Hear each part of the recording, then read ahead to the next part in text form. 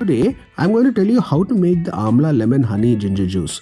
For this, I've taken some Amla nicely cut and washed. I'm going to put this into a mixer grinder. Next, I have also chopped some ginger. To this, I'm also going to squeeze some lemon. So I've taken one lid of lemon and I'm going to nicely squeeze it right on top of it. With all of this in the mixer grinder, I'm going to nicely grind it into a paste.